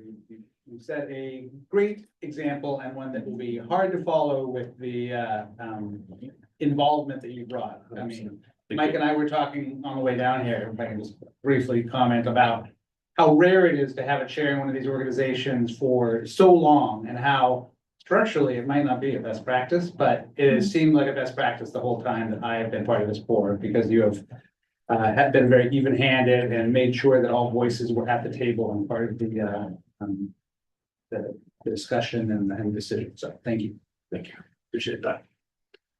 I think you'll do a great job, especially with that signature.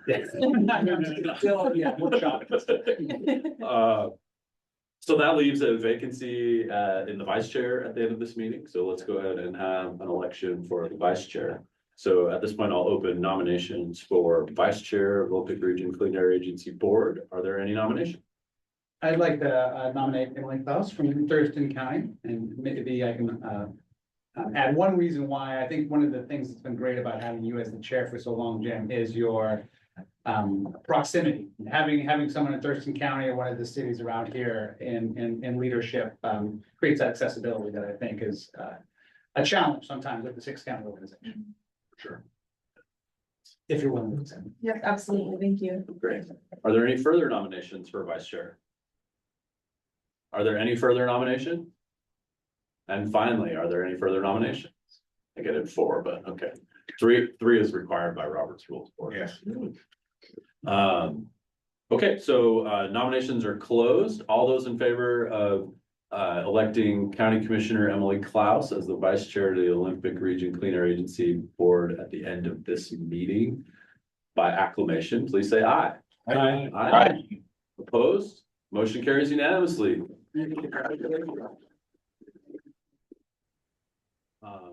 Yeah, I think that's a really good fit. And you reminded me, I just want to make this plug for a policy shift if folks are talking to legislators.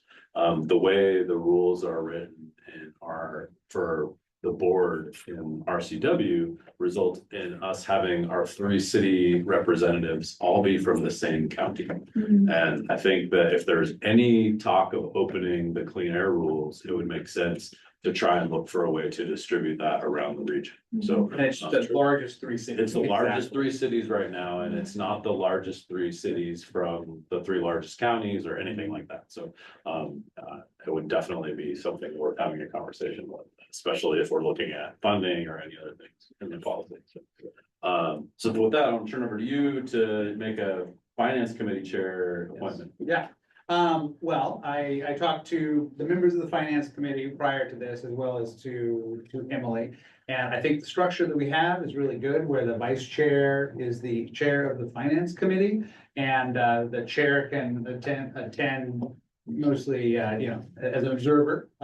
And so I'd like to continue that, and if Emily is willing, I'd like to, for the next finance committee meeting, appoint the Emily Klaus to be the chair of the finance committee, and the other membership stays the same, except that I would move into the chair role and be ex officio, essentially. The alternate. The alternate, The alternate, right, because then you can help with the core. yes. Okay. Everybody okay with that? It's his appointment. This is a but I do think that, you know, you talked about best practices earlier, and that's not a very good best practice to have chairs make appointments like that. So I've always made it a practice of talking with the board and making sure that everybody's in agreement. I'm positive she'll do a great job. I do, I'm honored to serve with him. He actually called us and asked us, this anyway. So it's not like we didn't know and didn't have recommendations on who was gonna be doing what, so. Thank you. Congratulations. Absolutely. Yeah, thank you so much. See you in January. Yes. Okay, meeting adjourned. If anything else, if anybody has anything else for the good of the order, now is the time. Make Jim cry. Go ahead, I don't make him cry, but I definitely got something to say. So. Well, yeah, I mean, I'll just jump in here because so on behalf of staff, and other staff can comment as well, but I just wanted to say thank you for your 13 years with the agency board. That's a lot of board meetings. I mean, so that's 130 meetings, right? If we meet 10 times a year, so it's, and then 130, and then 10 of those as vice chair and 120 of those as chair. And based upon how many meetings you've missed during the almost 4 years I've been here, which has been 1 or 2, that's a lot of meetings. So, so thank you. And I also want to thank you personally. I mean, again, when I was hired as the executive director, I had a lot of relevant experience, but I had never worked in local government, never worked with the board. And so your guidance, your mentorship has been really important. You've worked, I mean, you made yourself available. We met typically every week before the board meetings, and you've just always been very generous with your time and so I think you were always very intent on the success of the organization and success of me as stepping in as the executive director. So thank you very much. We do have a gift for you from the staff, from all of us. Open it out. Sure, absolutely. On the record. My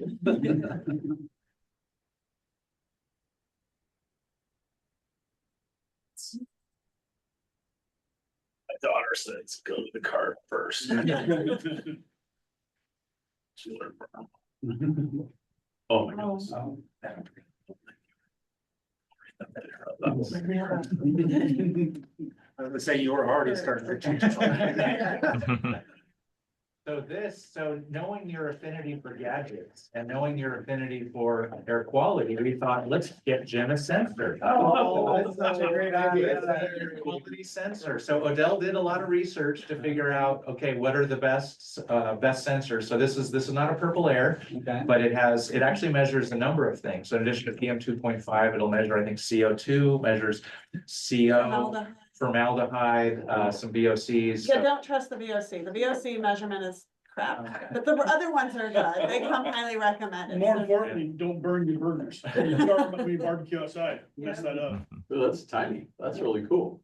That's awesome. Very cool. So. But it doesn't need a correction factor like this Yes. first one. He's.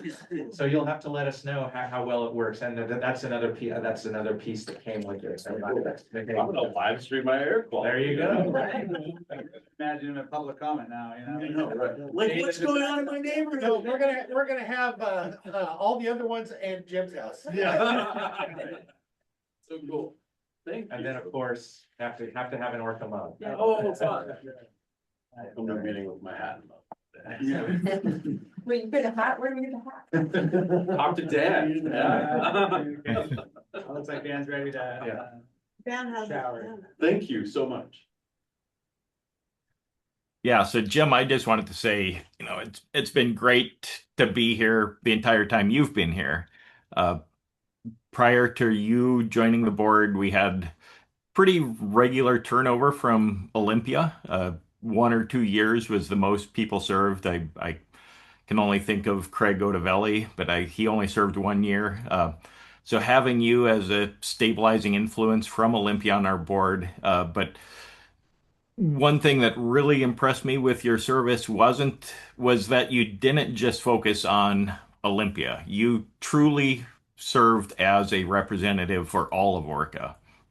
You were looking out for all 6 counties, even though you were representing 1 city. So appreciate that as a public servant. You were doing the best job that I've seen. So appreciate you.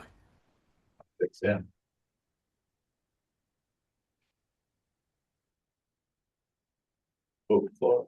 Like Dan, I've seen you start on the board and I've worked my way through different ranks here and seen how you make it a point to talk to everybody and it doesn't matter whether you're an entry level inspector or you sit here during the meetings, you're always very kind and friendly and supportive of ORCAA staff. And I just, as a ORCAA staff, I appreciate that. It doesn't always happen. And I consider you a really good worker for ORCAA. Hate to see you go, and we definitely appreciate your support of staff. Jim, I just want to say that it's been a pleasure representing ORCAA with your leadership. It has been a pleasure watching you operate as the chair and working with you directly on a lot of those things that a chair and legal counsel get to work together very closely. And what has impressed me is your ability to balance a great passion for the mission of the agency with a sense of even-handedness and willingness to listen to all points of view and make sure that everybody felt included as the board meetings were conducted. That is a great skill of a chair. It's probably the most important skill of a chair that I can think of, is making sure that everybody comes together, because we're a representative body where we have a lot of different communities that are represented, and not everybody sees everything the same, but you always made sure that there was inclusion for all points of view, and I greatly have appreciated that. I'd love to jump on Jeff's comments, because I noticed it as well, and I've been on this board the whole time that I've been an elected commissioner, and everyone knows when you come into this, you're drinking from the fire hose and trying to say, what is this job that I signed up and worked so hard to get?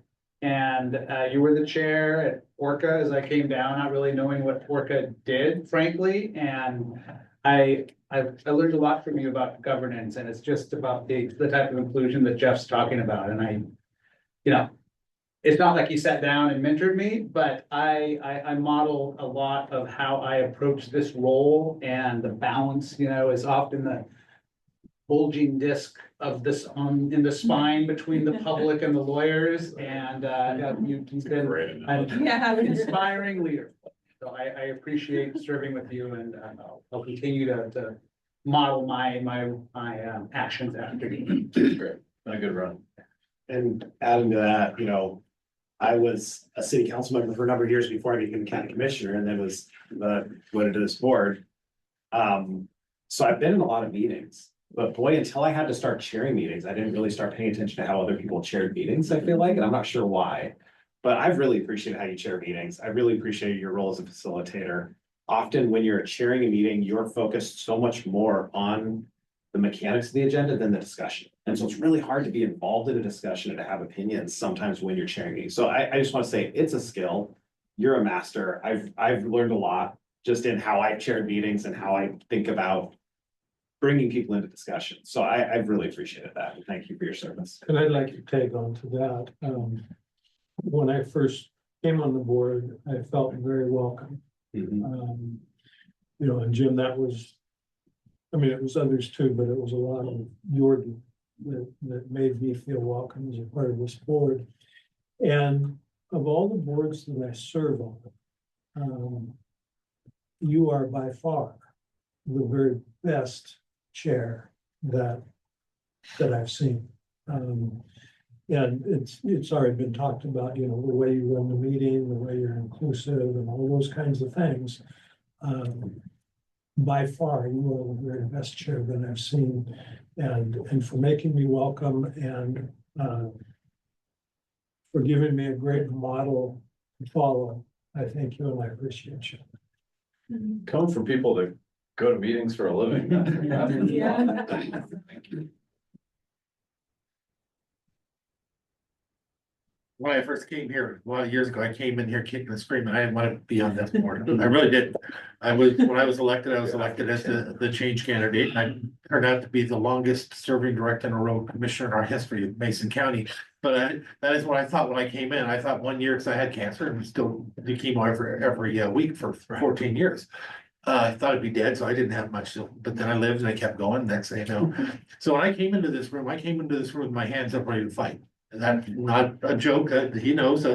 I also remember, though, that my very first election, if you notice when we were doing the elections, I wait because I don't want to be the one to make the motion and stuff like that. I wait, but if nobody else will, I'll jump in. I remember that election because I jumped in quickly to make sure that there wasn't going to be anything or any change, because I was so impressed with that year and how it was run. You may not remember, but I made that motion. Go back and watch 2 minutes as quickly as I could to make sure that nobody tried to jump in front of you, because it actually worked. I was impressed with how it worked, and I became a fan of this organization. But you in particular, I became a fan of. You know, it's funny, we can battle back and forth a little bit, but as you say, we attend a lot of meetings. You are exceptional at what you do. You really are. You can set yourself apart. And the thing that's, aside from your integrity and everything being beyond question, the biggest and highest compliment I can give somebody, I don't give it very often, is I can tell you that, Jim, you are a very competent man. I mean that literally, and I'm impressed with your competence and always have been. And I'm honored to have served with you. And that's not just a light comment that's being said. I really am. And I was very sad to hear that you weren't going to be here anymore. I know you will do a great job, but I got to tell you, I'm one of those people that usually think a chair needs to go away, because it gives everybody the opportunity to lead, gives them all an opportunity to change and to learn, because you learn from teaching and from leading. But when it works, sometimes you just shut the hell up and go. And so thank you for all the years that I've had the opportunity to serve with you. And again, as I can say, you are an extremely competent man. That's one of the highest compliments I can give anybody in this day and age. You made it a lot of fun. All dirty, like just the going back and forth and getting to a good policy is what it's all about. Yeah. Thank you. Thank you. All right. Lunchtime? Think so. Okay, then hearing no further business in front of the Olympic Region Clean Air Agency for 2025, we are adjourned. Are you gonna?